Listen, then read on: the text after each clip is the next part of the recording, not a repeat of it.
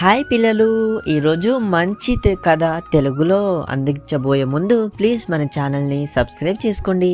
ఇంకా మరిన్ని moral stories కోసం నా ఛానల్ని సబ్స్క్రైబ్ చేస్తూ ఇంకా నన్ను సపోర్ట్ చేయండి. ఇక ఈరోజు కథ కాకి మరియు నక్క.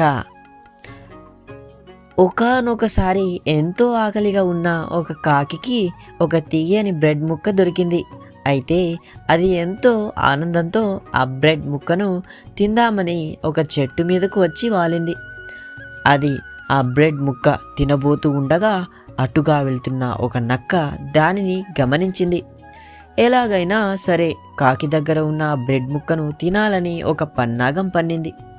కాకి దగ్గరకు వచ్చి నక్క ఇలా అంది, ఓ కాకి, నువ్వు ఎంత అందంగా ఉన్నావు.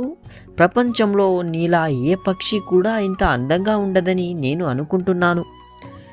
నీ అందంతో పాటు నీ గొంతు కూడా చాలా అద్భుతంగా ఉంటుందని నేను అనుకుంటున్నాను. నా కోసం ఒక మంచి పాట పాడవా అని కాకిని నక్క అడిగింది. కాకిని ఆ నక్క అలా పొగడసాగింది. ఇంకేముంది, ఆ నక్క మాటలను నమ్మిన కాకి తనను అలా పొగిడేసరికి ఎంతో ఆనందంతో పొంగిపోయింది. ఆలోచించకుండా నోరు తెరిచి పాట పాడబోయింది. వెంటనే దాని నోట్లో ఉన్న బ్రెడ్ ముక్క కింద పడింది.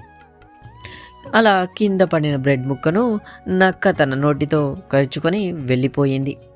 తను చేసిన పొరపాటును గ్రహించిన కాకి అక్కడి నుంచి వెళ్ళిపోయింది బాధతో.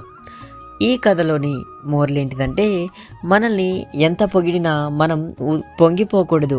అలా పొంగిపోతే ఎలాగైతే బ్రెడ్ ముక్క కింద పడిపోతుందో అలా మన జీవితం కూడా కింద పడిపోతుంది. అందుకనే మన జీవితాన్ని ఎప్పుడు ఆశకు పొంగకూడదు. Thanks for watching. This is moral story మంచి కథలు తెలుగులో. ప్లీజ్ సబ్స్క్రైబ్ టు మంచి కథలు తెలుగులో. పిల్లలు, మరో కథతో మీ ముందుకు వస్తున్నాను. Thank you.